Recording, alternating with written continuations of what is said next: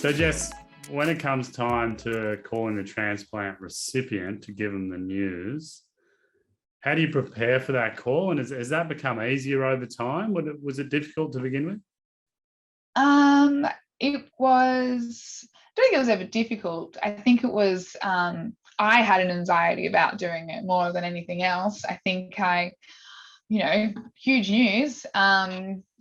And I think I just wanted to make sure I delivered it well so that people remembered. And it is a phone call a lot of people remembered. And I make the phone call to people that I haven't met before personally. I wasn't their workup nurse and I may have just not come across them in the clinic. So you make that phone call and you're like, hi, I'm Jessica. I'm one of the transplant coordinators from St. Vincent's. We potentially found you an organ. So, it's the delivery that it's, exciting, but it's not, this is happening, it's all happening, let's go. You've got to really keep a level head because you don't want to essentially ensure that this is definitely going ahead because we never know. But as I said, I've had tears, I've had yelling, there's been swearing, there's been every type of word used under the sun. And I remember I've walked through the clinic a couple of times and I've been talking to someone and they're like, you're Jessica. And I'm like, yes. And they're like, you called me. And I was like, oh, how amazing. And you're in clinic already. And it's so exciting. And, it's nice to be remembered for that phone call. And I think it's just really special to be a part of that story. That's my favorite part. Yeah, and it is, like you said, you don't forget it as a transplant patient. I remember Naomi called me. It was like, 10 o'clock at night on a Saturday. And I don't remember doing yelling or swearing or anything like that, but I remember just being in complete shock. Yeah. There's silence as well sometimes. Yeah, I think I was the silent one from memory. Yeah.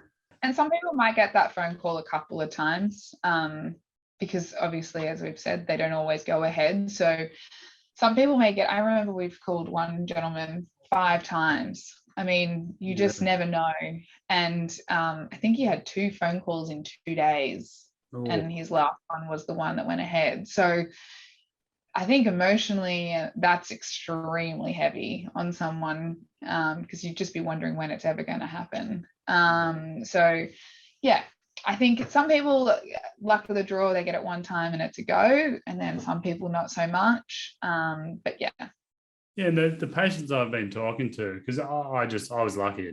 I was first call transplant, happily ever after, basically. But there's a few people I've interviewed that have had multiple calls, and they weren't so negative about it. They just said it's sort of, some of them have got all the way to the table almost. So They said they just prepared them a lot more for the next time. They were more relaxed. So I think so. I think we have found with some people that it does emotionally prepare them and get them in a really good headspace for the actual event, essentially. Yeah. So if you do get multiple calls, it'd be frustrating, but it will make that journey probably a little bit easier when you do get the call. Precisely.